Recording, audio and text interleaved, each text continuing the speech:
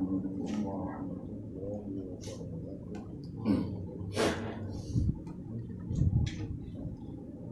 بسم الله الرحمن الرحيم. الحمد لله رب العالمين، والصلاة والسلام على أشرف الأنبياء والمرسلين سيدنا ومولانا محمد صلى الله عليه وسلم.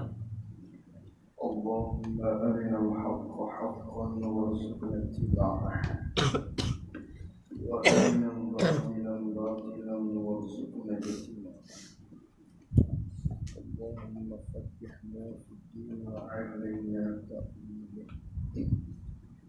اللهم فتحنا في الدين وعلمنا تأويله. اللهم فتحنا في الدين وعلمنا تأويله.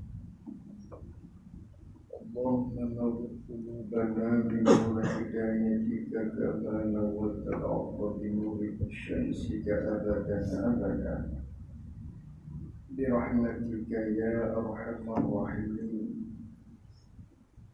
اللهم افتح علينا فتوح العارفين واجعل أعمالنا خالصة لوجهك الكريم. رب اشرح لي صدري ويسر لي أمري واحلل عقدة من لساني يفقهوا قولي. اللهم صل وسلم على سيدنا ومولانا محمد. Syahul Afrah surat 7 baris yang keempat daripada atas.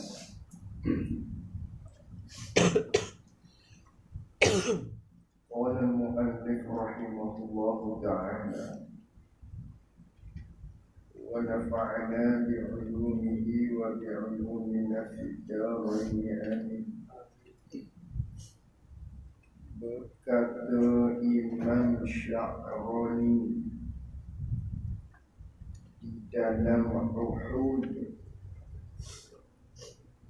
diambil atas kita janjian yang umum daripada Rasulullah sallallahu alaihi wasallam. Apa janjian yang umum yang diambil kitanya daripada Nabi sallallahu alaihi wasallam?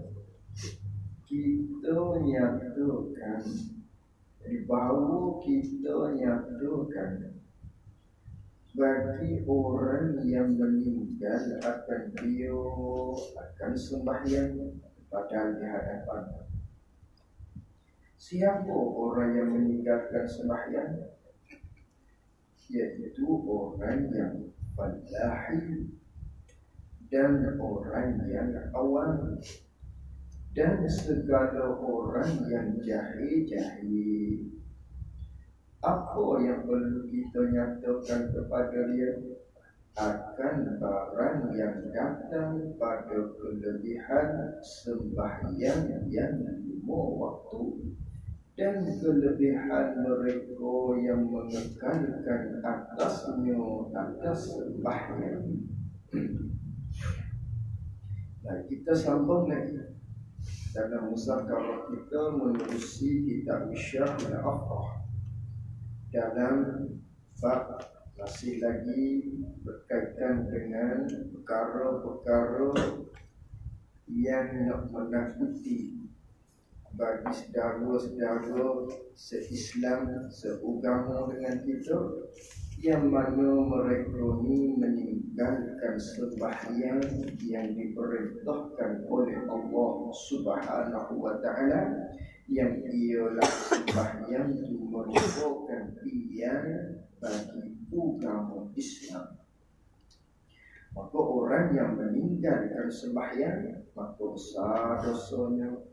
Kerana kita maklum awal-awal pekerjaan, awal-awal perkara daripada ibadat akan ditanya oleh Allah Subhanahu wa ta'ala di akhirat itu, iaitulah sembahyang.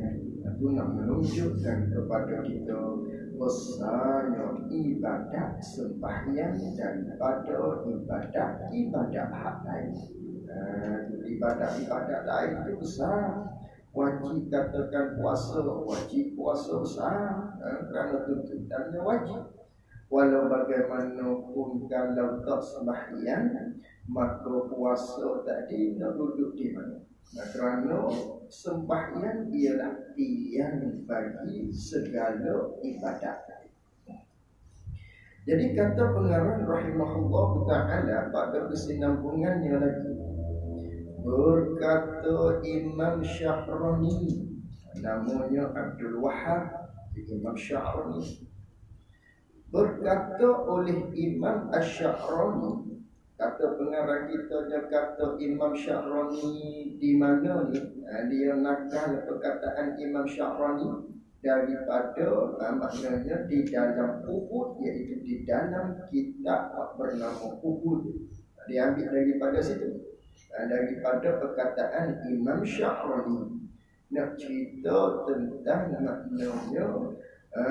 maknanya tentang perkara-perkara yang menakuti ataupun nak memberi maklum kepada kita besarnya sembahyang ni. Jadi kata Imam Sya'rani di dalam kitabnya Uhud, namanya apa katanya? Diambil atas kita, diambil atas kita umat Nabi SAW, diambil janjian yang umum. Kita diambil janjian hak umum, ambil daripada Rasulullah SAW. Yakni kita ada berjanji daripada Nabi SAW. Janji apa? Janji hak umum, janjian yang umum. Kita ada ambil janji dengan Nabi kita SAW. Manakala kita menyaksi, manakala kita mengucapkan syahadah asyhadu an la ilaha illallah wa asyhadu anna Muhammadar Rasulullah, kita mengaku Nabi Muhammad ialah Rasul Allah. Kita mengaku Nabi Muhammad ialah utusan Allah. Manakala kita mengaku Rasulullah Muhammad itu ialah utusan Allah, bermakna kita telah mengambil janji dengan Nabi kita Muhammad sallallahu alaihi wasallam nak ikut segala apa hak disuruh oleh dia, apa yang disampaikan oleh Rasulullah. Dah kita menyaksi Muhammad Rasul Allah, maka tiap-tiap hak disampaikan oleh Rasulullah kita diperintah suruh buat, maka kita berjanjinya nak buat. Di antara dalam banyak-banyak maknanya hak disampaikan daripada hukum-hukum daripada Rasulullah sallallahu alaihi wasallam, di antaranya berkaitan dengan sembahyang. Maknanya kita ada janji dengan Rasulullah. Manakala kita menyaksi, menaik saksi kita Muhammad itu ialah Rasul Allah, itu janjian yang umum dia bagi. Masuk dalam kata syahadah tadi. Seumpama janji yang umum kita di alam zurri dulu. Mana janjian yang umum di alam zurrinya sebelum tu? Iaitulah Allah Ta'ala ceritanya dalam ayat. Allah Ta'ala firman, wa iz akhadha rabbuka min bani adama min zuhurihim zurriyatahum, ayat, wa ashhaduhum ala anfusihim alastu bi rabbikum qalu bala syahidna. Itu ayat tu dalam surah, maknanya dalam Al-Quran lah, maknanya kita ada berjanji di mana ketika tu kita berada di alam zuri, ketika tu kita berada di alam benih, yang mana Allah Ta'ala cerita sebut olehmu ya Muhammad, ketika mana ada pada satu ketika telah mengambil saksi, telah mengambil maknanya satu ketika oleh Tuhan engkau Allah Ta'ala ambil daripada Nabi Adam tu di belakang, maknanya Nabi Adam ada sulbi-sulbi, itulah zuriat yang bakal dilahirkan di atas muka bumi. Ada di sulbi Nabi kita Adam alaihi salam. Ada di sulbi dia di belakang, maknanya tulang Nabi Adam alaihi salam. Banyak di situnya, maknanya segala benih-benih daripada anak cucu dia. Yang beriman baik, tak beriman baik, semuanya duduk berkumpul di sulbi Nabi Adam alaihi salam. Lalu tu manakala duduk dalam sulbi Nabi Adam, wa ashhaduhum ala anfusihim, lalu tu Allah Subhanahu wa taala mengambil saksi atas diri-diri mereka tadi. Benih-benih tadi dipasangkan, maknanya kepada benih tu akal, boleh dengar, maknanya boleh faham khitab Allah Subhanahu wa taala. Lalu tu Allah Ta'ala mengambil satu agreement, perjanjian dengan kita pada ketika tu, yang mana kita tak dilahirkan lagi, tak dilahirkan dalam jasad lagi, tubuh badannya tidak. Tapi ketika tu kita tu jadi benih. Ketika tu kita tu adalah di alam benih, alam zurri. Semua sekali ada ketika tu. Ada ke semua sekali, maknanya benih-benih, yang mana benih-benih inilah akan lahir kelak. Sehinggalah maknanya habis benih-benih tadi akan dilahirkan di atas muka bumi ini. Semuanya jasad-jasad tubuh-tubuh hak benih tadi akan keluar, akan dijadikan oleh Allah Ta'ala.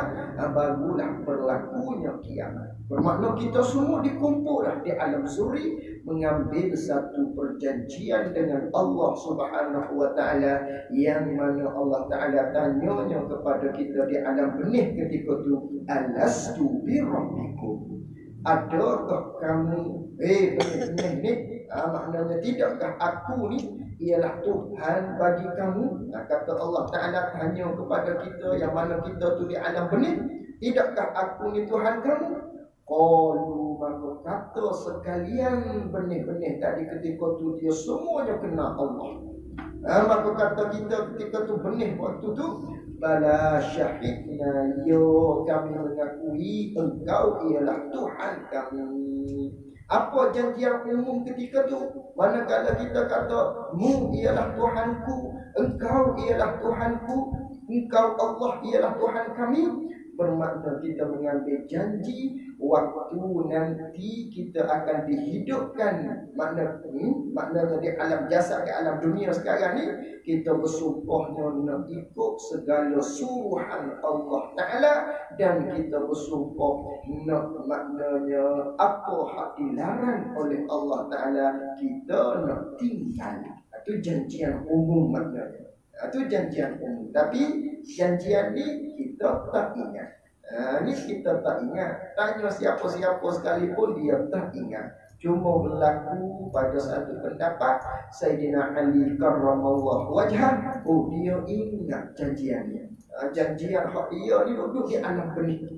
Di alam benih ketika itu dia ingat janji dia dengan Allah Subhanahu wa ta'ala. Kita mau ni maknanya tak ingat. Ini janjian umum. Maknanya kita berjanji dengan Allah Ta'ala, kita telah buat agreement lah. Kalau kita sekarang dengan Allah Ta'ala, kita manakala dihidupkan, dijadikan manusia sekarang ni, kita bersumpah nak ikut segala suruhan dia, dan kita nak tinggal segala apa yang dilarang oleh Allah Subhanahu wa ta'ala. Itu janji kita. Dah kita berjanji dulu, kena tunai janji. Bila tunai janji, lah ni waktu kita berada di atas dunia sekarang ni, tunai janji. Hak kita berjanji dulu bila di alam benih, di alam zuhri dia baik. Itu janjian umum kita dengan Allah. Maka begitulah janjian umum kita dengan Nabi sallallahu alaihi wasallam. Manakala kita menyaksi Nabi Muhammad itu ialah Rasul Allah. Mana janjian umumnya kita dengan Rasulullah kan? Kita nyatakan bahawa kita nyatakan janjian umum kita dengan Rasulullah. bahawa kita nyatakan, yakni kita kena bagi dahulu, kita mesti jelaskan. Kita berjanji dengan Rasulullah, maknanya secara janjian umum kita akan jelaskan bagi orang yang meninggal dia akan sembahyang. Bagi orang-orang yang tinggal sembahyang, kita akan jelaskan kepada dia. Siapa orang yang meninggalkan sembahyang? Ialah orang yang falahin. Orang falahin ni maknanya petani-petani lah, peladan-peladan, orang-orang hak bercucuk tanam. Ikutlah hak mengerja apa dia panggil, hak duduk di sawah padi, itu dia panggil falahin dia panggil. Maknanya orang hak bekerja keras, duduk di tengah panah. Ghalibnya mereka ni ghalib sahaja, tak semesti. Cuma ghalib orang-orang sebegini ni dah bekerjanya, pernah buat rumah batu. Kalau kita sekarang ni duduk bercutuk tacak tanam di sawah padi, katakan petani, ikutlah dia pekerjaan sebegini. Manakala dia pernah ghalibnya dia abaikan sembahyang, maka dia orang yang meninggalkan sembahyang. Bukan tertentu kepada dia, cuma nak cerita ghalib orang begini ni dia meninggalkan sembahyang. Maka kita kena jelaskan kepada dia. Dan siapa lagi orang yang meninggalkan sembahyang pada ghalibnya? Dan orang yang awam, orang-orang awam, orang yang tak mengaji mana ni, ghalibnya begitulah. Dan segala orang yang jahil-jahil, orang yang tak erti hukum hakam, semestinya hukum hakam dah dia tak erti, macam mana dia nak sembahyang? Kalau sembahyang pun maknanya tak cukup hukum syarat dan sebagainya, panggil tak sembahyang je. Dan ni orang-orang ni kita berjanji maknanya dengan Rasulullah, kita akan jelaskan kepada dia apa hak kita nak jelaskan kepada dia. Hak kita berjanji dengan Rasulullah ni, kita nak jelaskan kepada dia nyata-nyata akan barang, akan perkara-perkara yang datang pada kelebihan sembahyang yang 5 waktu. Dan kita nak jelaskan juga kepada dia kelebihan mereka yang mengekalkan atasnya, atas sembahyang. Itu kita janji dengan Rasulullah. Wal maknanya kita ni tengok orang hak tak sembahyang, kita nak tegur, kita nak royak kepada dia, kita mesti kena jelaskan kepada dia, kita mesti tegur dia, kita mesti maknanya bagi tahu kepada dia, kenapa tak sembahyang ni, kena bagi tahu. Kena maknanya amal makruf tu lah. Kena bagi tahu pada dia taklim, tak sembahyang, cerita tentang kelebihan sembahyang, bagi tahu kepada dia kena kekalkan sembahyang, jangan tinggal sembahyang, bagi tahu nasihat dan sebagainya. Itu menjadi satu kewajipan kepada kita sebagai umat Nabi Muhammad sallallahu alaihi wasallam. Nak cerita besarnya sembahyang, hingga besarnya sembahyang ni, orang yang tak sembahyang, kita kena tegur dia, kita kena bagi tahu pada dia, kita kena nasihat dia, kena maklumkan kepada dia, kena biar dia khabar, jangan tak sembahyang. Setara tu, ini janjian umum kita dengan Rasulullah sallallahu alaihi wasallam. Dan kami tentukan, kata Imam Sya'rani, dan kami tentukan yang demikian itu, demikian kata maknanya kelebihan sembahyang 5 waktu ni, dan juga kelebihan orang yang mengekalkan sembahyang ni, kami tentu dengan bertambah kuat, yakni dengan bertambah kuat iman dan teguh, bukan takut tu, teguh dan teguh, yakni teguh iman. Kata Imam Sya'rani, maknanya orang yang sembahyang 5 waktu, orang yang mengekalkan sembahyang, yang demikian itu tu rujuk situ. Rujuk pada kata sembahyang 5 waktu, mereka yang mengekalkan atas sembahyang, rujuk situ. Dan kami tentukan, yakni kami itu Imam Sya'rani, dia katanya yang demikian itu, demikian sembahyang yang 5 waktu, ataupun yang demikian itu, demikian mereka yang mengekalkan atasnya atas sembahyang tu, kami tentukan dengan bertambah kuat yakni dengan bertambah kuatnya iman orang yang sembahyang 5 waktu ataupun orang yang mengekalkan sembahyang 5 waktu ni bertambah kuat, yakni kuat iman dia, dan teguh iman seseorang tadi yang sembahyang 5 waktu dan yang mengekalkan atas sembahyang yang 5 waktu itu. Kata bertambah kuat iman, bertambah teguh iman bagi orang yang sembahyang 5 waktu dan juga mereka yang mengekalkan sembahyang 5 waktu tu seperti barang yang sebagaimana perkataan-perkataan, sebagaimana dalil-dalil yang ditakkid akan dia akan barang oleh Allah Ta'ala dan Rasulnya, Rasul bagi Allah. Itu besar maknanya sembahyang tadi itu. Habis itu. Itu perkataan Imam Syahrani. Dia nakal dalam kitab itu. Dan sonyo telah lalai. Lalai itu baca tu. Saya baca lali, tak cukup. Lali ngantuk. Ini lalai. Lalai tapi ingat lupa. Kita maknanya lalai lah. Lalai tak ambil perhatian.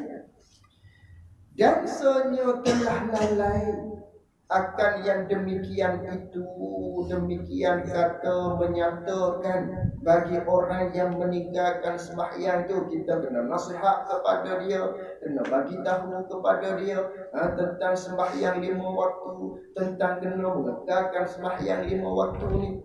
Yang demikian itu tu telah lalai kita. Siapa hak lalai?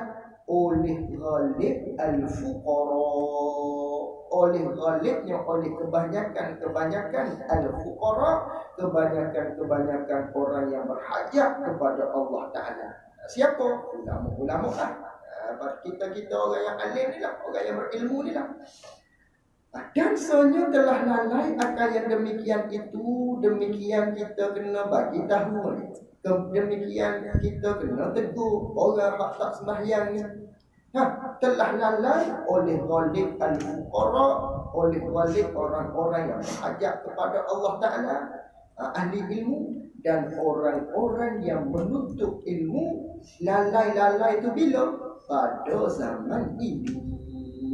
Kita tak ambil cakna, maknanya perkara ni kita tak ambil cakna. Sedangkan kita berjanji secara umum dengan Rasulullah SAW. Maknanya apa janji yang umum salah satunya, iaitulah kita nak teguh, kita akan jelaskan, kita akan bagi tahu kepada orang-orang yang meninggalkan sembahyang supaya sembahyang. Maka tiba-tiba kita tu maknanya lalai, kita abaikan maknanya janji yang tersebut. Siapa hak abai tu? Itu ghalibnya al-fuqara, orang-orang yang ada ilmu lah, dan orang-orang yang menuntut ilmu pada zaman ini. Kena pada kita semua ni nasihat daripada dia. Dah begitu, maka engkau lihat, ini dalil dia. Dalil makna kata kita lalai. Kita sendiri ni lalai untuk tegur orang-orang yang tak sembahyang ni. Maka engkau lihatlah akan seseorang, maka engkau lihat akan seseorang daripada mereka itu ghalib al-fuqara dan orang yang menuntut ilmu tu, melihat sendiri bercampur ia, yakni berkawan ia, bergaul ia seseorang daripada mereka, daripada ahli ilmu tadi tu, orang yang menuntut ilmu dan al-fuqara tadi tu. Dia bercampur dengan orang yang meninggalkan sembahyang. Siapa orang yang meninggalkan sembahyang? Daripada anak-anaknya. Dia bergaul, dia berkawan, dia bercampur dengan anak-anak dia. Anak-anak dia hak meninggalkan sembahyang katakan. Dan khadam-khadamnya, pekerja dia kalau dia tu majikan. Pekerja dia. Dan sahabatnya dia bergaul dengan sahabat dia. Dan lain-lain daripada anak khadam sahabat tadilah. Apa dia? Daripada mereka itu anaknya, khadamnya dan sahabatnya. Ikutlah. Dia ada bergaul dengan puak-puak tu. Dan makan ia seseorang daripada ahli ilmu tadi. daripada al-fuqara tadi, serta orang yang meninggalkan sembahyang daripada anak khodam dan sahabat dan lain-lain tadi. Wujud itu panjang ataupun nak wujud pendek kan, dengan dia serta orang yang meninggalkan sembahyang. Itu wujud pendek dia. Dan makan, padahal makan ia seseorang sertanya bersama-sama dengan orang yang meninggalkan sembahyang kita ni, orang ahli ilmu ni, orang yang reti, orang yang sembahyang ni, beserta dengan mereka orang yang tak sembahyang bersama-sama dengan dia, dan tertawa-tawa serta orang yang meninggalkan sembahyang, duduk bergaul, bawa apa semua, gecek tu semua, mengelak sekali, tertawa sekali, tergelak ketawa, dan dikerjakan dia, yakni dan dikongsi pada pekerjaan akan orang yang meninggalkan sembahyang itu pada perniagaan. Kita ada berkongsi dengan dia pada perniagaan, dan membuat rumah-rumah ni maknanya kita duduk sekali dalam rumah-rumah dengan dia, atau dengan anak tadi tu lah, dengan khodam, dengan sahabat duduk serumah dengan dia. Kalau sahabat bujang duduk serumah dengan dia, ikutlah.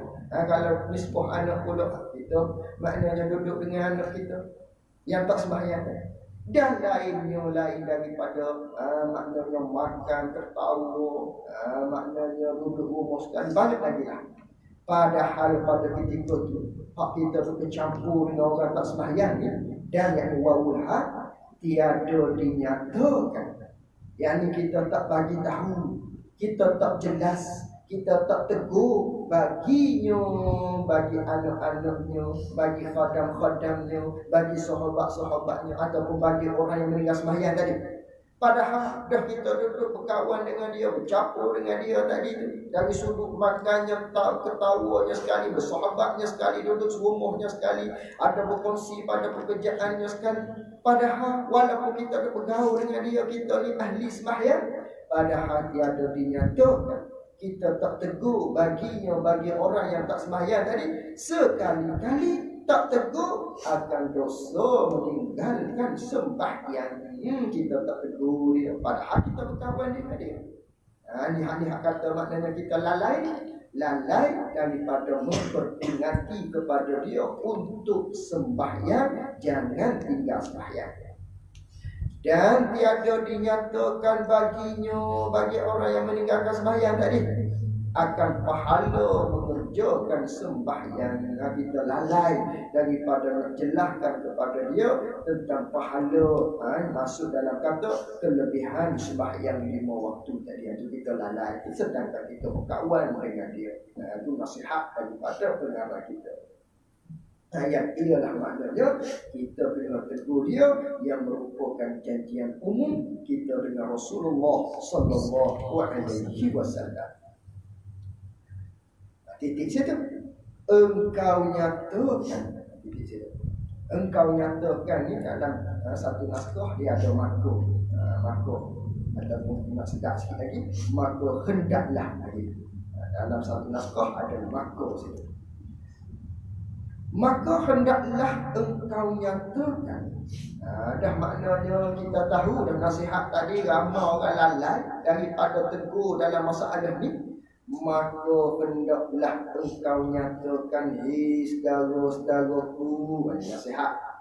Maka hendaklah engkau nyatakan, saudara-saudaraku, bagi tiap-tiap orang yang jahil tadi, mungkin nyata kepada dia akan segala barang, akan segala hukum hakam yang mencederai, yang boleh merosakkan dengan dia, dengan hukum hakam, daripada segala barang yang wajib pada agama.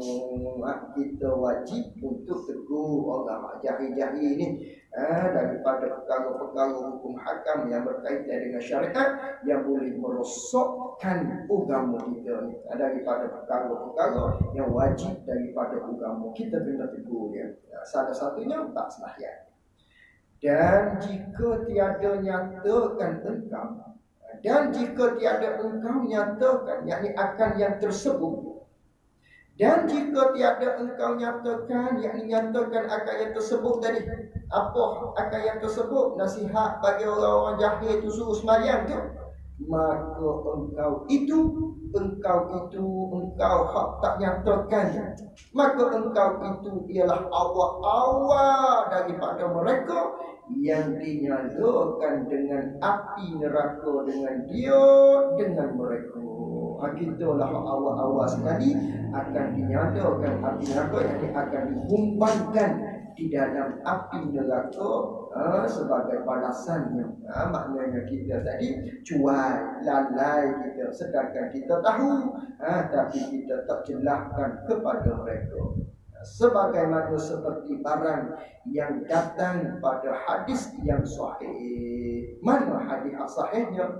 Hadis sahihnya kita maklum tu, iza zaharal bid'ah, apabila nyata kepada kita perkara yang bid'ah. Mana bid'ahnya? Di antaranya tak sembahyang, tak ikut perintah Allah Ta'ala, wasakat dalam alim. Malah itu senyap orang hak tahu, orang hak reti, tak tegur apa apabila berlakunya pada seseorang tadi perkara-perkara yang bid'ah pada agama. Bid'ah hak ni lah, bid'ah dengan makna bid'ah hak ijmu'. Mana ni tak sembahyangnya, tiba-tiba kita senyap. Pada apa hadisnya, maknanya turun nak ke atasnya. Itu lafaz Arabnya.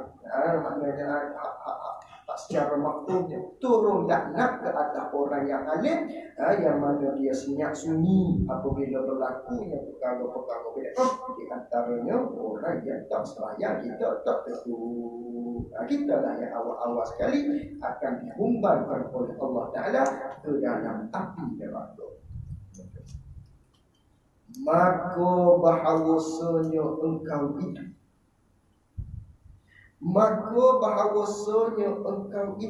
Ini dia pandai apa ni nak jelaskan kepada kita sebab apa kita ni maknanya awal-awal yang akan dihumbankan kepada api neraka.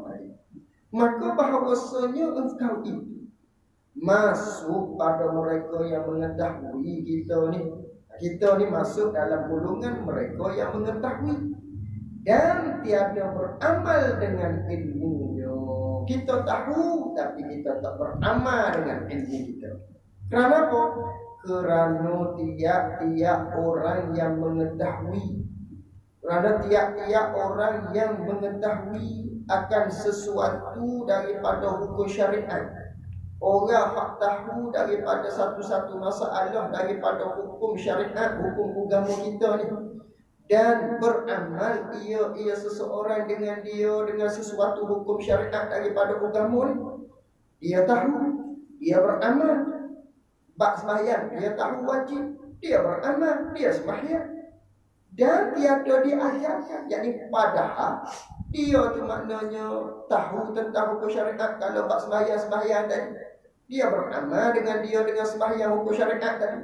Padahal tiada diajarkan yang lainnya, yang lain daripada orang tadi. Dan tiada diajarkan padahal dia tak ajar kepada orang lain.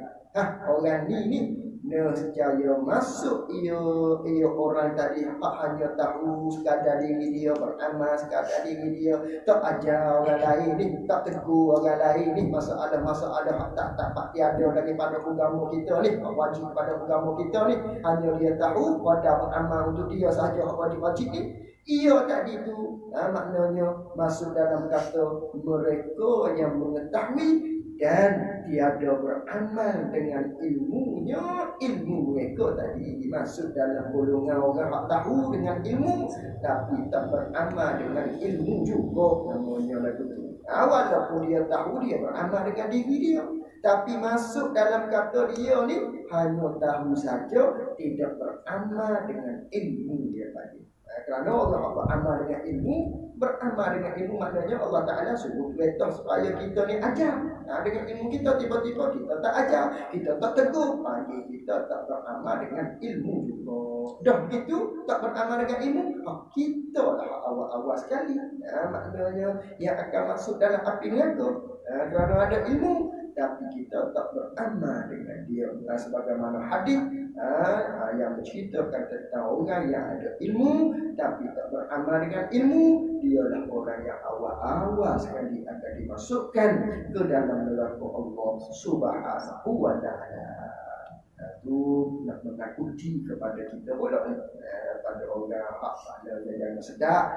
Kita sembahyang iyalah lepaslah kita hak tu, tapi ingat satu lagi, kena teguh, tak teguh dosa pada kita itu nasihat dia. Dan ketahui olehmu, dan ketahui olehmu dikurnia rahmat akan kamu oleh Allah Ta'ala. Itu dia panggil apa tu? Dia panggil jumlah muqtaribah. Hak makmur dia dulu akan bahawasanya, atau ketahui olehmu akan bahawasanya. Situ tempat dia aja. Tapi diselit-selit celah-celah tu. Sebelum kata apa, makmur kena tahu tu. Dia panggil selit di tengah-tengah ni, dia panggil jumlah muqtaribah. Dan ketahui olehmu. Apa ketahui olehmu? Tak mau dulu sikit. Dikurnia rahmat akan kamu oleh Allah Ta'ala. Apakah maknanya pengarang? Tak mau dulu pada kita. Jadi mudah-mudahan dikurnia rahmat akan kamu, yakni oleh Allah Ta'ala. Dia berdoa pada Allah, ya Allah, turunkanlah rahmat kamu kepada mereka-mereka menuntut ilmu ni. Itu seolah-olah yang itulah. Itu doa dia.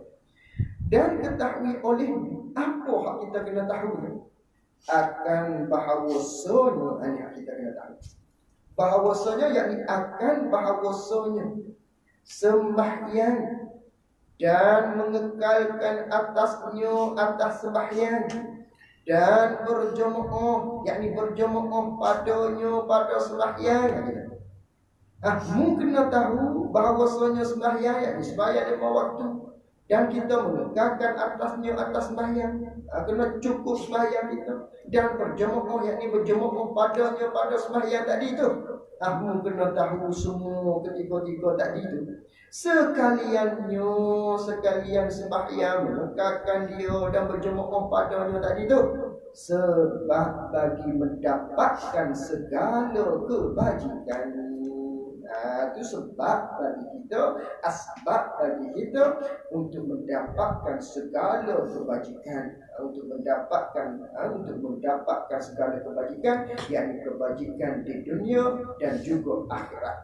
Itu dengan sembahyang, dengan kita mengekalkan sembahyang dan berjemaah pada sembahyang, asbab mendapatkan kita segala kebajikan dunia dan akhirat dan segala barakah. Jadi sebab bagi kita mendapatkan barakah. Barakah ni dia panggil apa?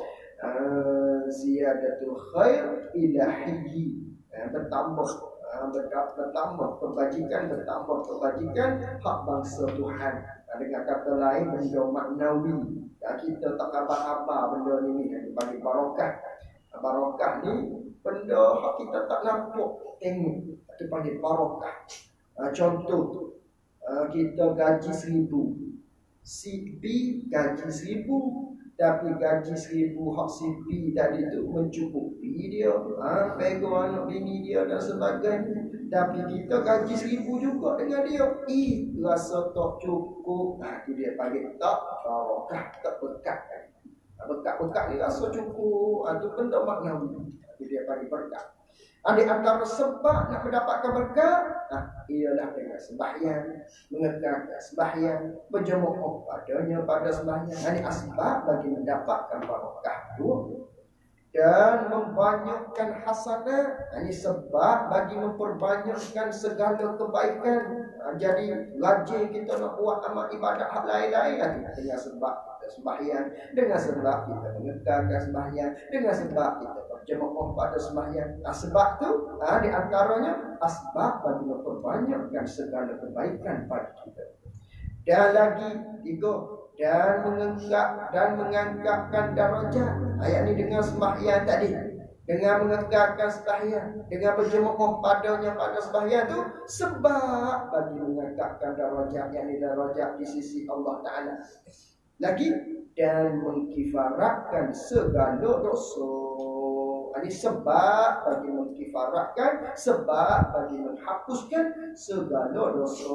Atau dengan sembahyang, dengan mengekalkan sembahyang, dengan berjemaah pada sembahyang tadi, sebab bagi mengkifaratkan, sebab bagi menghapuskan segala dosa. Yakni dosa-dosa kecil hak tidak terkait dengan anak Adam. Dapat menghapuskan dosa dengan kita sembahyang, dengan kita mengekalkan sembahyang, dengan sebab kita maknanya berjemaah pada sembahyang, dapat menghapuskan segala dosa. Dosa mana? Dosa kecil mana? Tak terkait dengan anak Adam. Adapun kalau dosa besar, itu tak terhapus dengan semata-mata ibadat. Itu wajib dengan taubat, melainkan haji saja. Haji maknanya boleh mengkifaratkan, boleh menghapuskan maknanya dosa-dosa kita. Sama ada dosa itu besar, apatah lagi dosa kecil. Haji boleh mengkafarah, boleh menghapuskan. Ada pun ibadat-ibadat lain lah. Ibadat-ibadat lain kata hapus dosa, dosa kecil. Wudu, dosa kecil. Ikutlah menuntut ilmu mari tiap-tiap langkah hapus dosa, dosa mana? Dosa kecil. Ada pun dosa besar tak terhapus, dosa kecil terhapus dengan buat amal ibadat.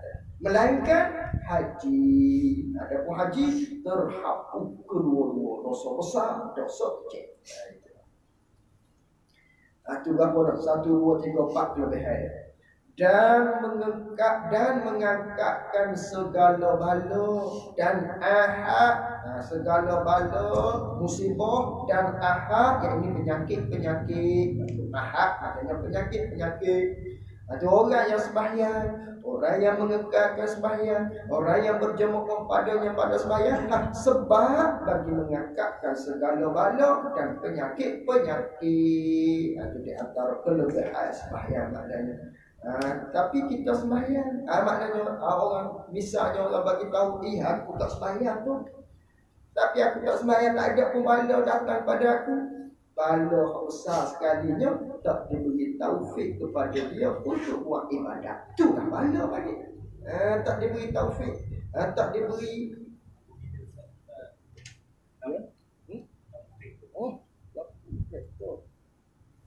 Tutup sekejap.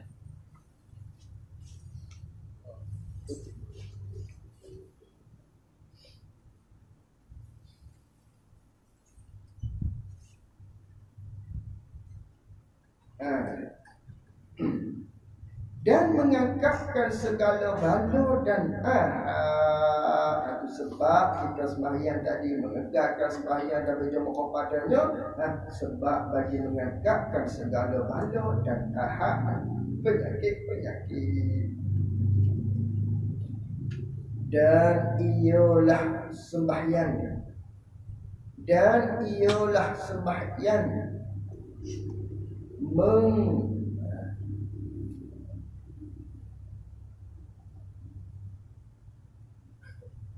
dan ialah titik itu tu habis dah cara alih. Dan ialah, ialah sembahyang 5 waktu ni asal bagi takwa. Sembahyang 5 waktu ni ialah asal bagi takwa. Yang adalah kita asalnya adalah. Dan ialah sembahyang ni asal bagi takwa. Yang mana takwa ni, yang adalah ia takwa ni umbi, tempat ketetapan bagi segala kamalan. Takwa ni ialah asal bagi tempat ketetapan bagi segala kamalan, yakni bagi segala kesempurnaan bagi seorang insan di dunia dan di akhirat. Takwa lah umbi dia sekali ni. Maka nak dapatkan takwa dengan sembahyang, dengan asbab sembahyang.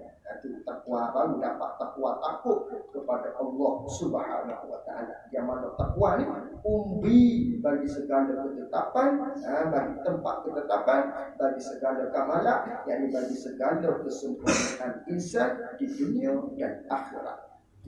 Maka apabila hasil berkekalan atas sembahyang yang 5 waktu, Maka apabila kita dapat mengekalkan sembahyang yang 5 waktu ni, nescaya hasillah takwa. Yani nescaya hasillah bagi seseorang itu oleh takwa. Maka dapatlah takwa.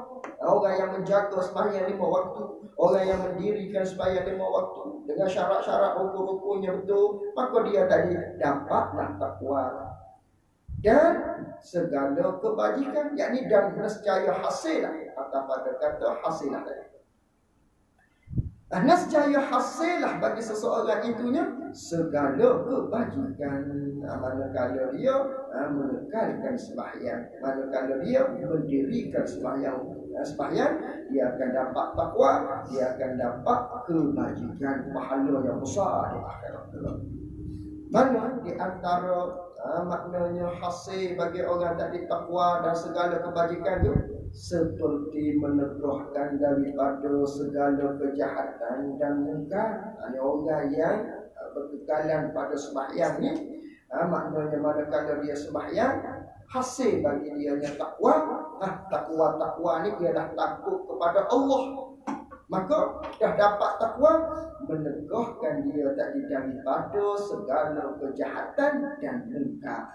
Kerana orang yang sembahyang, maknanya apa ayatnya, inna salah tanha 'anil fahsya'i wal munkar. Maka orang yang sembahyang tadi dapat takwa. Bila ada takwa dalam hati dia, sifat takut kepada Allah, dengan sembahyang tadi meneguhkan dia daripada segala kejahatan dan perkara mungkar. Dan meneguhkan, yakni meneguhkan ia seseorang yang hasil manakala dapat takwa kepada dia tadi, meneguhkan dia pula daripada mengerjakan kesalahan, yakni dosa-dosa kepada Allah Subhanahu wa ta'ala, yang asalnya daripada sembahyang tadilah. Dan bahawasanya bala, habis itu, dan bahawasanya bala terangkat ia bala daripada tempat yang sembahyang oleh ahlinya, ahli bagi tempat orang yang sembahyang. Katanya pengarang rahimahullah ta'ala, bala-bala ni, musibah-musibah ni akan jadi terangkat daripada mana tempat orang tu pada tempat tadi dia sembahyang. Maka seperti yakni serupa itu jugalah, bahawa bala itu, musibah itu turun ia bala atas tempat yang meninggal ahlinya, ahli bagi tempat tadi dia meninggalkan akan sembahyang. Sama juga pada pihak orang yang meninggalkan sembahyang, bala akan turun pada tempat. Dan pada pihak orang yang sembahyang, bala akan terangkat pada tempat itu. Maka dah begitu, maka tiada kita jauhkan. Dah kita tahu maknanya bala akan terangkat pada tempat yang mana di sana ada orang sembahyang. Bala juga akan turun di mana tempat ada orang yang tak sembahyang. Dah begitu, maka tiada kita jauhkan. Maka tiada kita jauhkan jatuh bala. Maka tiada kita jauhkan jatuh bala. Mana misal bagi bala tu? Bergerak bumi, yakni gempa bumi. Misal bagi bala ni, bergerak bumi, jatuh gempa bumi dan ditelan oleh bumi. Ditelan oleh bumi maknanya tu gempa bumi. Gerak bumi ni dia panggil apa? Bergoncang bumi gitu. Bergoncang bumi. Apa dia panggil? Kalau telah bumi itu gempa bumi je. Telah bumi. Dah faham. Bahasa tu nak olah pada bahasa moden. Bala-bala ni apa misal bagi bala? Bergerak bumi, bergoncangnya bumi dan ditelan oleh bumi. Dan apa lagi bala tu setengahnya? Bala halilintar. Bala halilintar yang tepi atas tempat yang ahlinya, ahli bagi tempat tadi meninggalkan sembahyang. Apa makna? Yakni maknanya kalau kita berada pada satu-satu tempat tu Ada orang hak tak sembahyang. Tempat ni ada orang hak tak sembahyang. Maka kita saat ni tidak jauh daripada Allah Ta'ala akan bencana-bencana yang akan menimpa kepada kita. Itu maksudnya. Itu ayat tadi tu kena konal. Tadi dia maknanya dia bagi tahu pada kita bala akan terangkat pada tempat yang mana orang tu sembahyang pada tempat. Bala akan terangkat.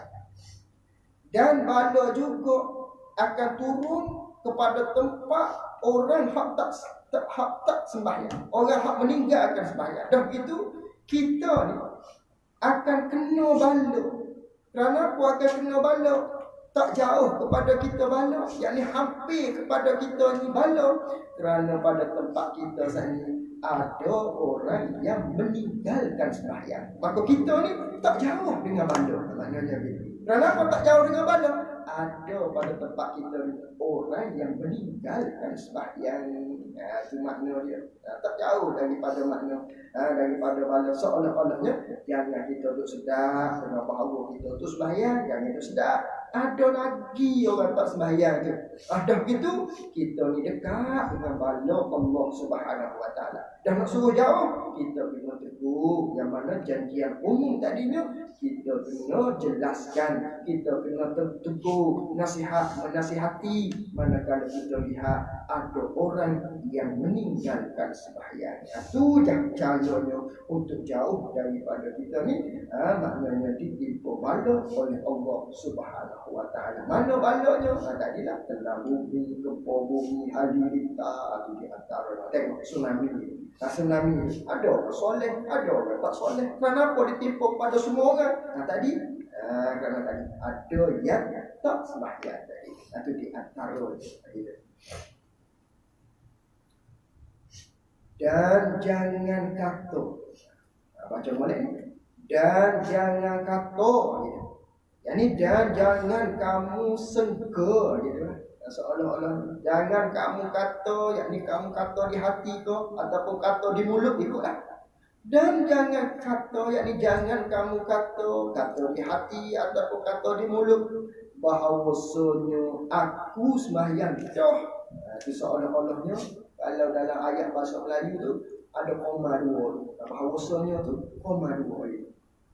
Apa yang kamu kata? Jangan kamu kata dalam hati kamu baik ataupun di dalam luaran kamu kata begini. Jangan kamu kata bahawasanya aku sembahyang dah. Dia kata aku sembahyang dah.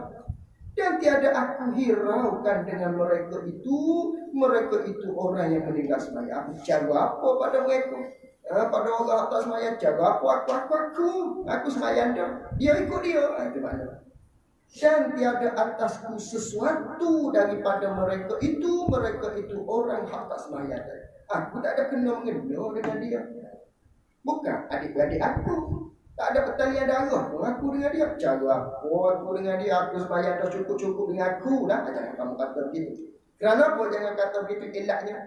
Kerana bahawasanya bala apabila turun, nescaya bala tadi itu apabila dia turun melengkapi, yakni merangkumi, meratai akan yang soleh, yakni akan orang-orang hak soleh, dan yang tiada soleh, yakni orang-orang hak tak soleh. Dia akan pupuk umum, tak kira tak pilih-pilih. Ni maknanya kalau dia bala turun, al-bala iza nazala bala apabila dia turun meratai semua. Dia tak pilih-pilih dah.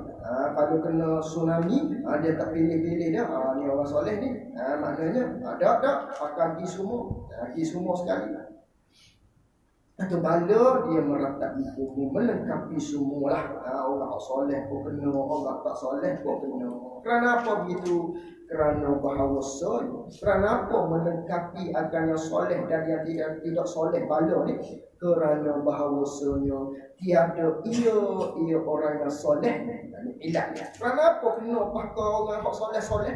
Kerana bahawasanya tiada ia orang yang soleh. Suruhkan mereka itu orang yang soleh-soleh tadi, yakni suruh pada mereka tadi akan sembahyang. Kita tak suruh kepada dia dengan sembahyang. dan tiada ditegahkan mereka itu orang yang soleh-soleh, yakni bagi orang yang tak sembahyang. Nah, kita tak teguh dia, tak larat dia.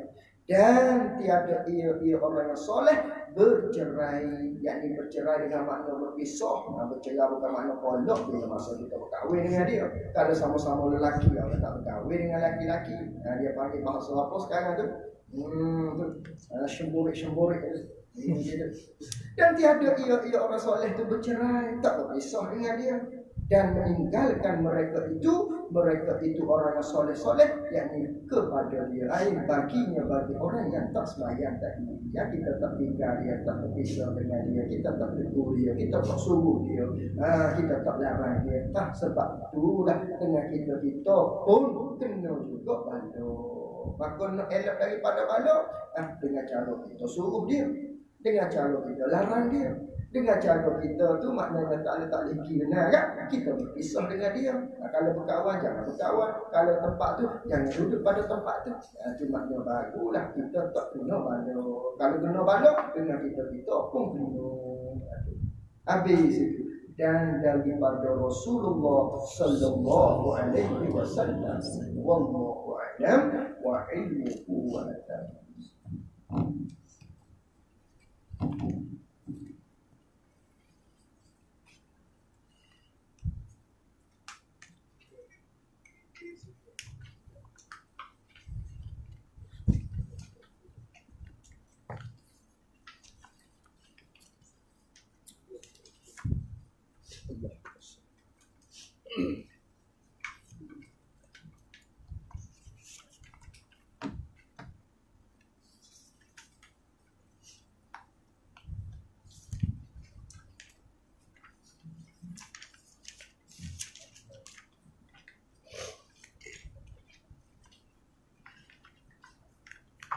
Qala al-mu'allif rahimahullahu ta'ala, surat 16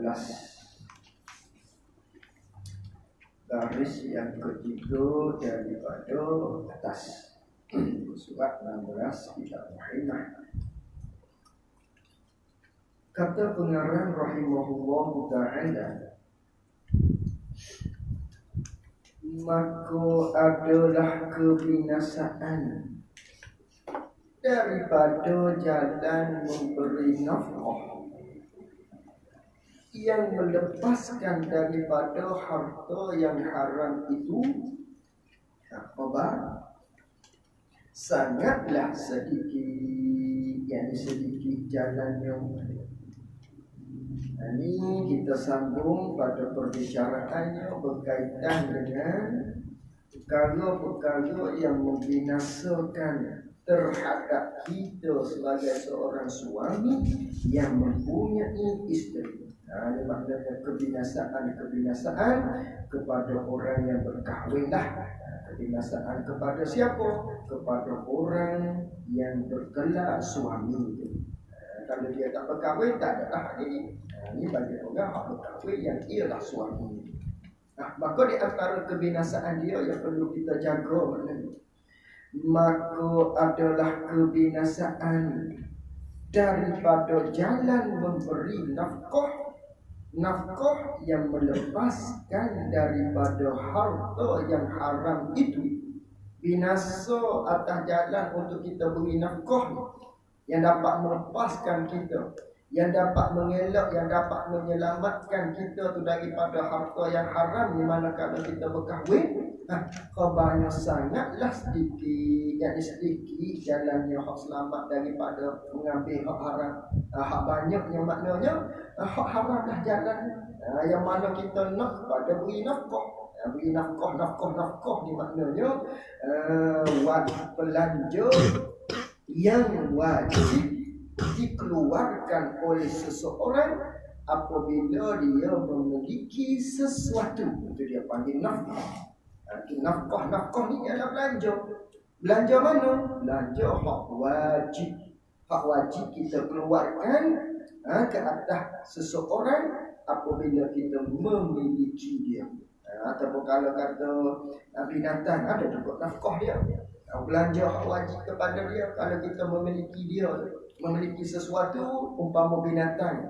Kita ada pelihara kucing contoh. Dah begitu wajib ke atas dia kena keluarkan nafkah. Wajib ke atas kita untuk mengeluarkan nafkah. Mana nafkah kita nya? Beri makan minum kepada dia, jaga dia dengan baik, beri tempat tinggal kepada dia. Kerana milik kita tu kucing tadi. Dan kerana itulah di antara sebab yang membinasakan seseorang, maknanya akan menjerumuskan dia ke dalam neraka, dia mengabaikan nafkah tadi walau kepada binatang. Walau kepada binatang, tak jaga dia, tak kurung dia, misalnya contohnya menzalimi dia, dengan sebab tadi kita dapat menjerumus ke dalam neraka. Itu di antara nafkah. Ini nafkah kepada isteri lah murah di sini. Maka kebinasaan daripada jalan untuk kita beri nafkah yang dapat melepaskan, menyelamatkan kita daripada mengambil harta haram sikit je. Hak banyaknya, banyak kok haram maknanya. Kerana kok haram ni mudah, lebih-lebih lagi manakala kita dapat dia banyak, nanti maknanya halal ni maknanya sikit je. Maka ketika tu kebinasaan itu kita kena jaga kepada kita yang bergelar suami ni. Melainkan hak ini hak jalan selamat. Melainkan nafkah hak selamatnya, melainkan yang dapat menyelamatkan daripada harta haram ni, melainkan seseorang yang ada baginya bagi seseorang harta pusaka. Dia ada harta pusaka misalnya, ada harta pusaka, dia selamatlah. Maknanya kerana dia ada harta. Kalau orang tak ada harta, dia berkahwin, kena beri nafkah, kena beri belanja wajib kepada isteri dia tadi. Ketika tu dia cari jalan, dah dia miskin, tak ada harta pusaka dan tidak ada, takut-takut kebimbangannya diambil harta hak haram tadi. Kerana mudah mendapatkan hak haram tadi dengan cara judi dan sebagainya, ikutlah mencuri dan sebagainya, ikutlah. Itu kerana tidak ada harta. Ada orang yang memiliki harta, di antaranya harta pusaka, dia selamatlah dia. Dengan harta pusaka itu dah dia dapat memberi nafkah dia. Lepas tu kursi modal dan sebagainya, ikutlah. Itu ada harta bagi dia, harta pusaka. Atau ada baginya harta, atau harta baginya bagi seseorang itu usaha yang halal yang mencukupi dengan dia, dengan seseorang dan dengan ahli bagi seseorang. Ataupun dia ada harta mana hak dia ada? Harta hak dia dengan jalan usaha hak halal. Manakala dia usaha hak halal, dia usaha dapatlah harta. Dengan harta hak dia dapat tu mencukupi bagi diri dia dan mencukupi bagi ahli dia, dia selamatlah orang tadi. Dan ada baginya pula, dan ada baginya bagi seseorang tadi, yakni seseorang tu lelaki lah, ataupun boleh juga di sini isteri. Dan ada baginya bagi seseorang tadi pulaknya qanaah, ada sifat qanaah, ada sifat rasa di dalam hati dia memadai dengan apa yang ada, itu panggil qanaah. Maka orang yang mempunyai sifat ni, dia selamatlah daripada mendapatkan harta haram. Kalau tak ada sifat ni, maka tak selamat dia daripada harta haram. Kerana hati dia memburuk-buruk untuk mendapatkan nafkah tadi. Tiba-tiba manakala tidak dapat nak beri nafkah, cari jalan, kerana tidak ada sifat qanaah, rasa memada dengan apa yang ada, boleh menjerumuskan seseorang tadi kepada harta yang haram. Melainkan hak tak terjerumus, yang mana ada bagi seseorang itu sifat qanaah. Dengan sifat ni lah yang menegahkan daripada belanja yang berlebih-lebihan. Dapat menegahkan dia daripada belanja berlebih-lebihan. Kenapa? Kerana ada sifat qanaah, ada sifat rasa dalam hati dia memadu dengan apa ada, cukuplah dengan apa yang ada. Itu maknanya, itu dia beza pula tu. Qanaah orang kaya dengan qanaah orang miskin dia lain. Qanaah orang miskin lain, rasa memadu orang miskin dengan apa ada dia lain. Ada pun orang yang kaya qanaah dia lain. Itu masing-masing lah. Maknanya dia kaya ni semua. Orang kaya. Orang hak miskin ni semua. Orang miskin. Sifat qanaah ni. Maka manakala ada sifat qanaah dalam hati yang dapat menegahkan seseorang daripada belanja yang berlebih-lebihan, maka bahawa yang demikian itu, demikian sifat qanaah ni, lepaslah ia seseorang tadi daripada kebinasaan berkahwin. Maka lepaslah dia daripada binasa berkahwin yang mana kena beri nafkah kepada isteri. Tiba-tiba tidak ada sifat qanaah, boleh bawa kepada binasa yang berkahwin dengan bahawa dia memberi nafkah dengan harta hak haram tadi. Atau seseorang yang mempunyai kepandaian, ini atas pada kata ulang, atas pada kata atas tadi, melainkan maknanya tak lepaslah kita ni daripada harta hak haram, melainkan seseorang yang mempunyai kepandaian. Melainkan orang yang mempunyai kepandaian. Yang ni orang yang mempunyai kepandaian dalam bab menukang kau, ikutlah. Dalam bab menjahit baju kau, dalam bab menjahit kasut kau, komen kereta kau, ikutlah. Dia pandai, ada kepandaian bagi dia. Maka dengan hasil kepandaian dia tadi, dia buat niat kau. Dengan hasil kepandaian tadi, dia bunuh dia untuk mendapat kawan bagi memberi nafkah. Maka halal harta dia tadi tu. Ni orang ini selamat daripada memperolehi daripada jalan harta hak haram. Orang yang mempunyai kepandaian salah satu. Dan kuasa ia seseorang atas mengusahai yang halal. Mana? Mengusahai yang halal daripada segala pekerjaan yang harus, daripada pekerjaan hak harus dan hak haram. Ini orang hak kuasa, orang yang mampu mengusahai hak halal daripada pekerjaan-pekerjaan hak tak dilarang pada syaratnya. Orang ni pun selamat daripada dapat harta hak haram. Mana contohnya?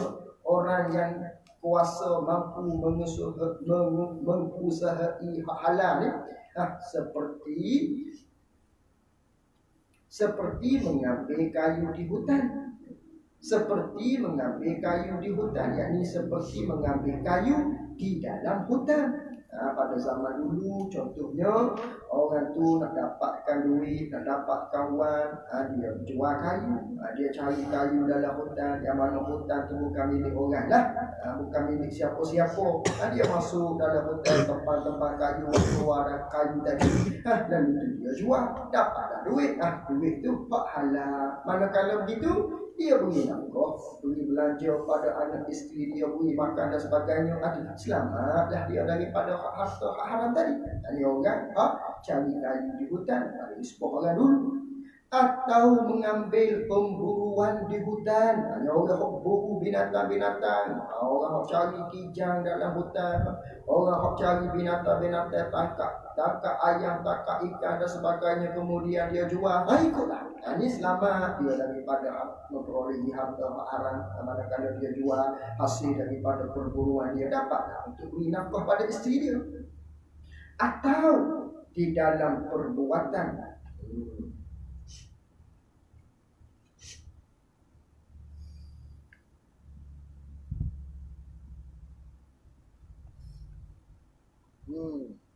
Ini atas pada kata melainkan itu.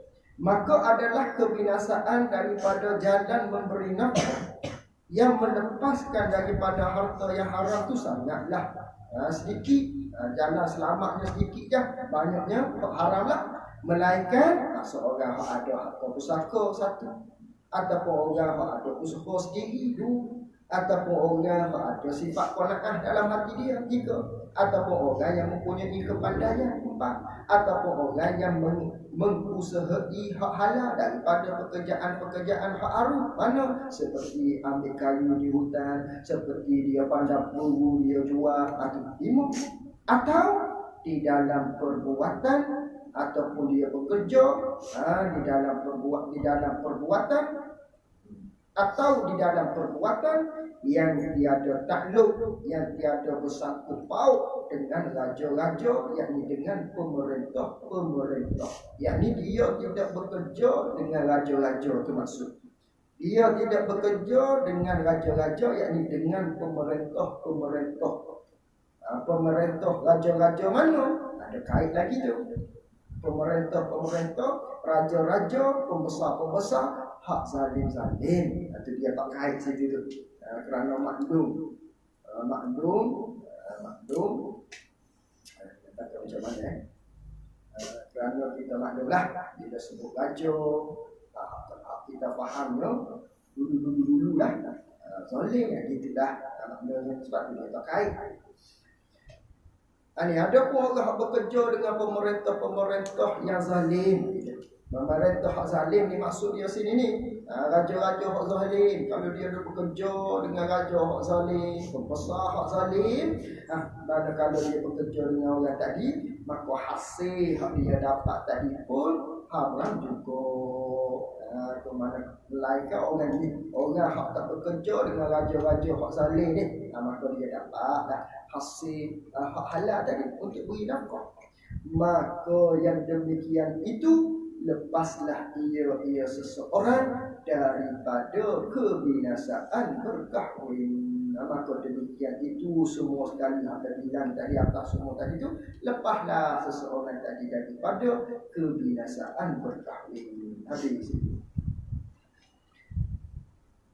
Dan setengah daripada kebinasaan berkahwin itu, dan setengah lagi daripada kebinasaan, yakni dengan sebab kita berkahwin itu, iaitu singkat ia seseorang daripada mendirikan dengan hak ahlinya, ahli bagi seseorang tadi. Ini setengah daripada kebinasaan dengan sebab berkahwin, singkat daripada mendirikan, singkat daripada menunaikan dengan hak, dengan tanggungjawab bagi ahlinya, ahli bagi seseorang yang terdiri daripada isteri dan anak. Dan setengah daripada kebinasaan berkahwin. Apa makna? Makna singkat seseorang daripada menunaikan tanggungjawab bagi anak isteri dia, yakni maknanya tiada kuasa ia seseorang yang bergelar suami tu, tak kuasa, tak mampu menyempurnakan bagi hak, bagi tanggungjawab ahlinya. Dia tak mampu nak menyempurnakan tanggungjawab ahli anak isteri dia.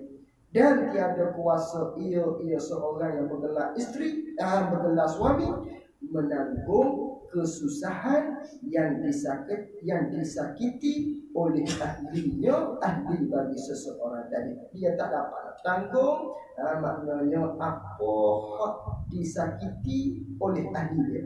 Manakala ahli dia, anak isteri dia, contohlah isteri lah, kalau dia perempuan tu jenis jawab mulut kita ke, kalau buat sikit-sikit wahai marah kepada kita, bawa kepada kita tak sabar.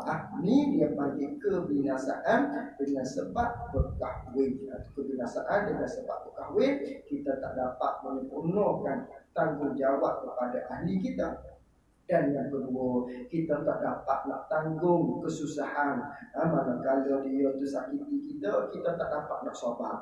Ini bawa kepada binasanya berkahwin tadi. Seperti sabda Nabi sallallahu alaihi wasallam, kafa bil mar'i isman an yudayyi'a man yaqulu. Artinya, memadailah dengan seseorang itu, kata Nabi sallallahu alaihi wasallam, cukuplah dengan seseorang itu, cukuplah dengan seseorang itu derhaka, yakni nama bagi derhaka dan berdosa. Cukuplah orang itu dipanggil derhaka dan berdosa. Apa? Bahawa menghilangkan ia seseorang akan hak bagi orang yang wajib nafkah atasnya, atas seseorang. Cukuplah, padanlah. Orang ni nama orang derhaka pada Allah, nama orang yang berdosa. Kenapa? kerana dia menghilangkan akan tanggungjawab bagi orang hak wajib nafkah atas dia.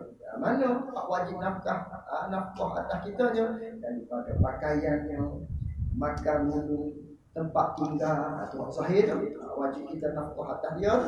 Ataupun dari sudut batinnya, ilmu maknanya kita kena bagi kepada dia. Ilmu kena bagi kepada dia tu dari sudut batin, kita kena bagi nafkah pada dia. Ni kalau kita tak bagi pada dia hak ni semua ni, bagi kita tu orang yang menghilangkan tanggungjawab kepada tanggungjawab nafkah kepada isteri kita dan anak-anak kita. Maka kita tergolong daripada orang yang berhaka kepada Allah Subhanahu wa taala.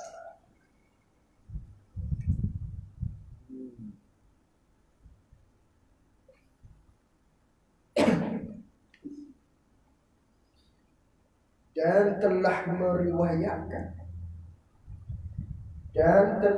meriwayatkan oleh setengah ulama bahawa sungguhnya orang yang lari daripada ahlinya itu, kata setengah ulama, orang hak lari daripada ahli dia, isteri anak dia, orang hak lari suami tapi dia lari daripada ahli dia, anak dia, isteri dia, dengan bahawa dia tinggal, dia tak duduk sekali, dengan bahawa dia tak tinggal tapi dia tinggal. Bandingnya orang ni seperti menempati hamba yang lari daripada tuannya. Orang ni serupalah hamba tak lari daripada tuan dia. Serupa pada pihak mana? Iaitu menempati hamba yang lari daripada tuannya ni, iaitu tiada diterima baginya, bagi seseorang tadi, suami tadi yang lari daripada ahli dia, atau tetap diterima pahala sembahyang bagi dia, dan tiada diterima pula puasanya, yakni tiada diterima pula pahala puasanya. Hanya orang ada isteri tapi dia tinggal dengan begitu saja. Ini dia di mana-mana dia sembahyang sekalipun, puasa sekalipun, buat ibadat sekalipun, dia tak dapat pahala daripada Allah Subhanahu wa taala atas ibadat hak dia buat tadi. Sampai bila? Hingga kembali kepada ahlinya, ahli bagi seseorang tadi, sehinggalah dia kembali kepada anak isteri dia, barulah sembahyang dia tadi diterima oleh Allah Subhanahu wa taala, sama sebagaimana hamba dari daripada tuan dia.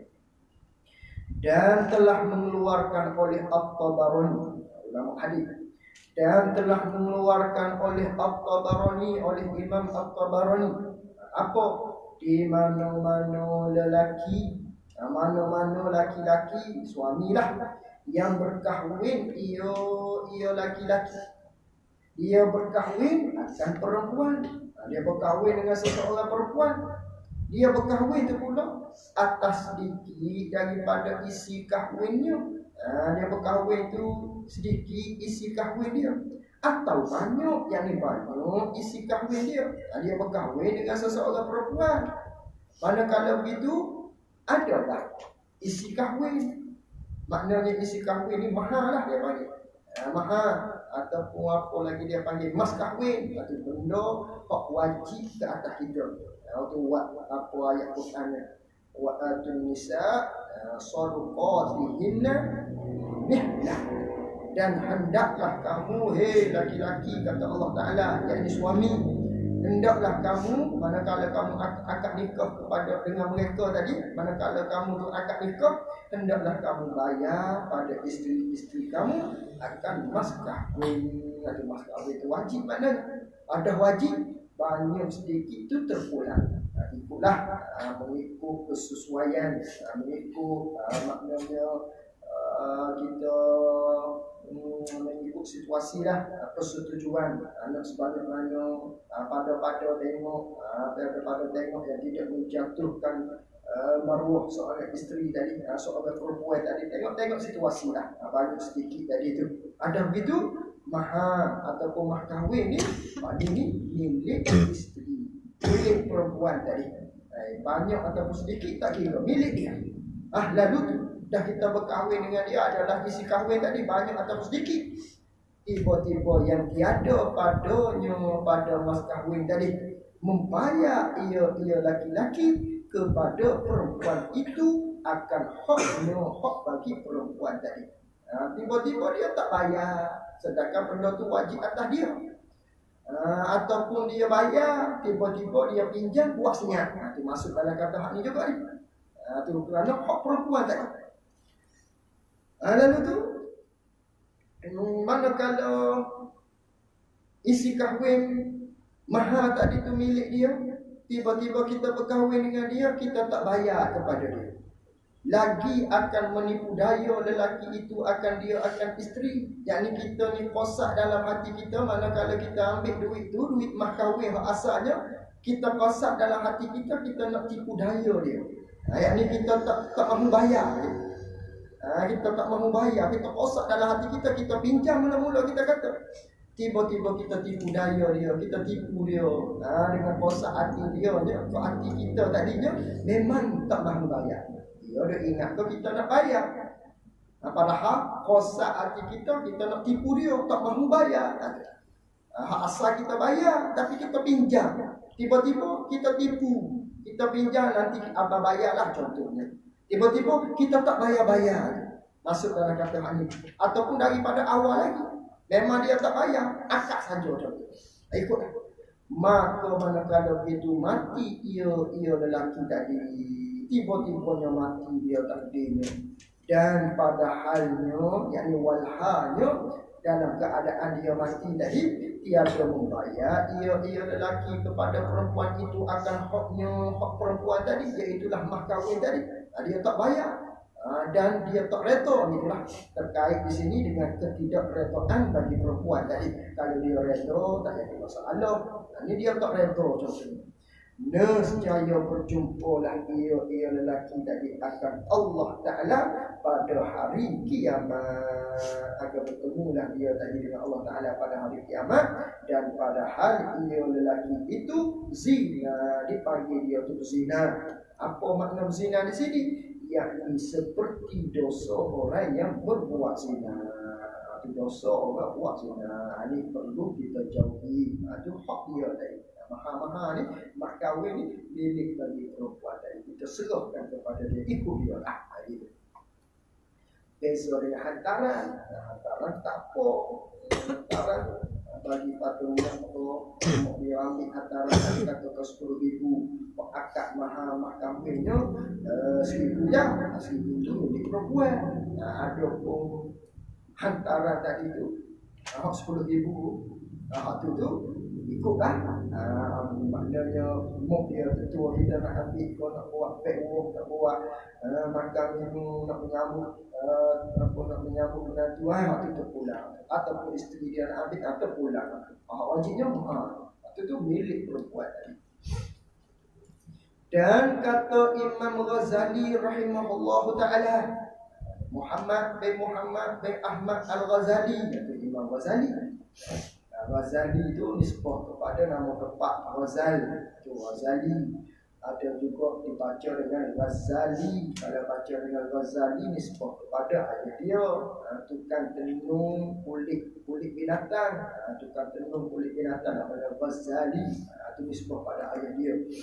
Adapun Ghazali nisbah kepada tempat dia, tempat kelahiran dia, Ghazal. Iran sana boleh jadi. Dan kata Imam Ghazali rahimahullah ta'ala, barang siapa tiada kuasa daripada mendirikan hak ahli, siapa-siapa yang suami, dia tak mampu menunaikan tanggungjawab kepada ahli dia, anak isteri dia. Mana tanggungjawab tadi? Makan, minum, pakai. Kalau hak zahir, ilmu. Kalau hak batin tu, ataupun gemuk lah, kita tahunya. Itu saya tahu batin, ilmu tu pun sama tu. Itu wajib kita kena ajar dia. Alam itu orang ni tak kuasa daripada menunaikan hak ahli dia. Dan jika ada ia habis sekalipun, yakni dia bukan tinggal isteri dia, dia duduk sekali dengan isteri dia, tapi dia tidak mendirikan tanggungjawab kepada ahli isteri, keluarga, anak dia tadi tu. Dia tak beri nafkah, tak beri pakaian, tak bagi minum, ada bergantung pada isteri dia, mak kahwin, dia duduk sekali dengan isteri dia, kata. Maka iaitu orang tersebut tu seperti orang yang lari daripada ahlinya juga. Yakni dia ni samalah seperti hak tadi. Orang hak lari mono-mono, hak lari betul-betul daripada isteri dia, tinggal tu tak boleh pakai minum dan sebagainya. Tu dia panggil seolah-olah seperti dia lari daripada tuannya, dengan makna tak terima pahala ibadat. Ni pun sama, dia duduk dengan isteri dia tapi tak menunaikan hak tanggungjawab tadi, tak boleh pakai minum, hak wajib atas dia nafkah tu lah, dia tak bagi. Walaupun duduk sekali, panggil orang tadi itu seperti hak tadi juga, dengan bahawa tidak diterima pahala sembahyang dia, tak diterima pahala puasa dia, tak diterima pahala segala ibadat hak dia buat. Ini kebinasaan bagi orang yang berkahwin. Jadi kita kena tahulah nafkah mana wajib atas kita, itu semua kita kena tunaikan. Tak tunai, ini pahala ibadat kita tidak diterima oleh Allah Subhanahu wa taala. Binasa berkahwin yang mulia. Dan kata Imam Ghazali pula, maka kebinasaan ini, kata dia, kebinasaan ini suami melepaskan tanggungjawab kepada isteri ni, tak boleh pakai minum, dia duduk sekali, padahalnya hak ni umum, kata dia, meratai dah, banyak dah berlaku begini ni. Kata Imam Ghazali itu zaman dia, apa-apa zaman kita, tiada sejahtera daripada ini kebinasaan. Mana ini kebinasaan? Melepaskan seseorang suami tadi tanggungjawab terhadap isteri itulah. Tiada sejahtera, tak selamat daripada ini kebinasaan, melainkan hak selamatnya orang alim akan ilmu hikmah. Melainkan orang hak pandai-pandai. Alim di sini bukan menanti boleh pandai baca Hidayatul Sebian, pandai baca kitab-kitab, bukan. Alim di sini dengan maknanya orang tu reti tentang bab ilmu perkahwinan ni lah. Mana nafkah, mana biar, dia tahu hal ini. Melainkan orang yang alim akan ilmu hikmah yang memberi manfaat di dalam akhirat. Yakni orang yang ada ilmu yang mana dia pula tu beramal dengan ilmu tu. Itu maksud yang memberi manfaat di dalam akhirat. Dia beramal dengan ilmu tu, lagi mempunyai akal yang sempurna. Bukan setakat alim saja, dia ada akal hak sempurna. Dia boleh mikir dengan akal yang waras, dia boleh mikir dengan pemikiran yang baik. Ada juga orang ada ilmu tapi mikir dia nya tolu dia bagi gong, tak jadi juga, itu tak selamat juga. Ini suami hak ada ilmu, selamatlah daripada maknanya isteri tadi tu, daripada tanggungjawab hak tidak tertunai ke atas dia. Melainkan orang hak ada suami dia tu hak pandai dalam ilmu bab perkahwinan, contoh dalam bab tanggungjawab suami isteri, katakan, ataupun dia dan juga dia tu mempunyai akal yang sempurna, lagi baik perangainya, yakni orang tu suami dia tu jenis perangai baik, lagi mengetahui dengan mata hatinya akan adab perempuan, yakni dia nampak dengan mata hati dia adab perempuan, dia tahu adab perempuan. Apa adab perempuan di sini? Yakni adab perempuan ni, katakan contoh, kalau jenis perempuan ni apa dia panggil, perempuan tu mulut dia buahi bobek, dia tahu ni pesen bini aku dah gitu. Ataupun buahi mecok suami isteri dia tadi, dia tahu dah ni isteri aku ni memang perangai dia begini dah. Lumrah perempuan tu begitu. Orang yang dapat suami sebegini ni, dia tu selamatlah daripada kebinasaan dari. Lagi sobat ia suami atas kejahatan segala lidah perempuan. Dia bagi tahu, sabar suami tadi atas kejahatan segala lidah perempuan, dan berhenti ia laki-laki suami tadi daripada mengikut syahwat perempuan. Daripada mengikut syahwat perempuan. Apa maksud berhenti laki-laki daripada mengikut syahwat perempuan? Yakni tiada ikut kehendak perempuan itu, melainkan yang muafakat dengan syariat, melainkan benda tu berbetulan dengan syariat baru dia ikut. Kalau benda tak berbetulan dengan syariat, dia ikut suami dia dah.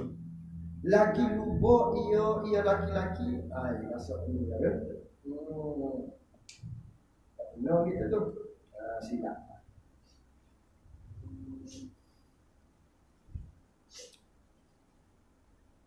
Semula.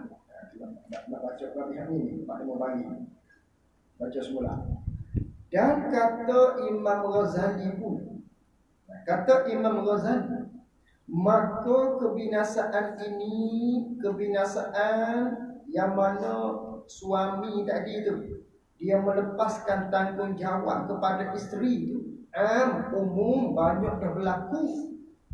Tiada sejahtera daripada ini kebinasaan, tidak akan selamat daripada ini kebinasaan, daripada maknanya melepaskan tanggungjawab kepada isteri, tak boleh pakai pakaian, minum, nafkah apa semua tu, melainkan selamat, melainkan orang yang alim akan ilmu hikmah yang memberi manfaat di dalam akhirat. Melainkan orang tadi tu dia pandai, dia alim dengan ilmu dan dia berilmu serta dia beramal dengan ilmu tu satu. Orang ni selamatlah. Maknanya dia akan menunaikan tanggungjawab kepada isteri dia. Itu maksud. Lagi yang kedua, mempunyai akal yang sempurna. Selamatlah orang tu. Dia ada akal yang sempurna. Maknanya dia boleh fikir dengan pemikiran yang baik. Selamatlah dia. Maknanya dia akan menunaikan tanggungjawab dia kerana dia mikir. Ada agama di dalam hati dia. Dua. Lagi baik perangainya, perangai seseorang tadi. Jenis dia tu pula perangai baik. Selamatlah dia. Orang tadi ni. Dia tu jenis perangai baik. Kalau perangai bodoh, dia tidak akan menunaikan tanggungjawab pada isteri. Dia perangai baik, selamatlah dia. Dia akan bertanggungjawab kepada isteri dia. Tiga. Lagi mengetahui dengan mata hati. Lagi mengetahui dengan mata hatinya hati seseorang. Dia nampak dengan mata hati dia. Dia tahu apa hak dia tahu. Mengetahui akan ada perempuan. Lelaki ni dia tahu akan ada perempuan. Lumrah bagi perempuan maknanya. Lumrah bagi perempuan kalau jenis mulut perempuan isteri dia tadi tu berahi, kata bodoh pada dia sabar. Apa ni dia faham. Dia nampak dengan hati dia, balas dia lah. Orang ini selamat. Apa-apa pun dia akan tunaikan tanggungjawab pada isteri dia. Berapa yang keempat. Lagi pula sabar ia laki-laki itu atas kejahatan segala lidah perempuan. Dia sabar dengan kejahatan lidah perempuan tadi, isteri dia tadi. Dan berhenti ia laki-laki berhenti daripada mengikut syahwat perempuan. Apa makna berhenti laki-laki daripada mengikut syahwat perempuan? Yang dia tiada ikut, yakni tiada ikut lelaki tadi. Dia tak ikut kehendak perempuan itu, melainkan yang muafakat dengan syariat, melainkan berbetulan dengan syariat, baru dia ikut. Kalau benar tak berbetulan dengan syariat, dia tak ikut. Dia orang ini orang baik kan ni maknanya. Lelaki ni lagi lupa ia laki-laki. Lupa dengan makna rajin kat sini. Lagi lupa rajin ia laki-laki. Dia rajin, dia tak cemuk atas menyempurnakan dengan hak perempuan. Hak perempuan mana, tanggungjawab mana ke atas dia yang lazim atasnya, atas seseorang tadi. Dan dia tu pula tak cuma dia tu memang rajin menyempurnakan tanggungjawab. Dia kata cuma aku beri pada dia, biar dia lah pula tak begitu, bukan jenis begitu. Maka orang ini dia akan menunaikan tanggungjawab kepada isteri dia. Laki-laki tadi memelihara dan menunjukkan dengan akalnya, akal laki-laki, dia menunjukkan akan tabiat perempuan. Apa makna? Yakni tahu ia sesuami, dia tahu membuka akan perempuan. Dia pandai tahu membuka ni, dia pandai memuji. tahu ia suami membuka akan perempuan, dia tahu membuka perempuan ini dengan bicara akal fikiran bagi seorang laki-laki. Dengan maknanya dia pandai menunjuk manakala suami isteri dia tu mengajuk ke manakala isteri dia malu pada dia pandai cari hello, dia pandai ujuk, dia bagi hadiah ke, ataupun dia bagi senyuman ke, dia rembah duit atas muka suami isteri dia ke. Ikutlah orang ini ialah orang yang maknanya dia selamat daripada kebinasaan tadi. Dia akan selamat daripada kebinasaan yang disebut tadi, yang disebut oleh Imam Ghazali tadi. Dan setengah daripada kebinasaan berdahulu itu bahawa sesungguhnya adalah ahlinya dan anaknya itu membimbang.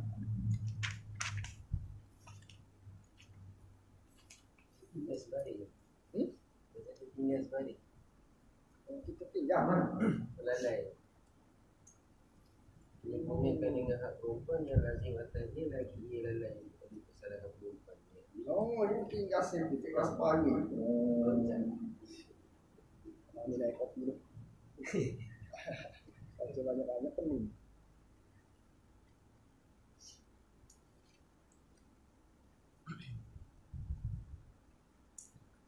Tinggal situ tu. Jatuh. Kita sambung mula depan, ambil semula. Kata Imam Ghazali. Itu. Kita sambung lagi.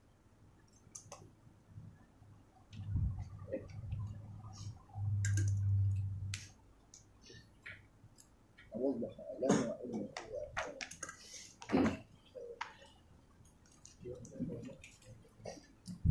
kita tinggal. Awatah tu lalai daripada kesalahan perempuan. Sampai dari malah dah baca ya.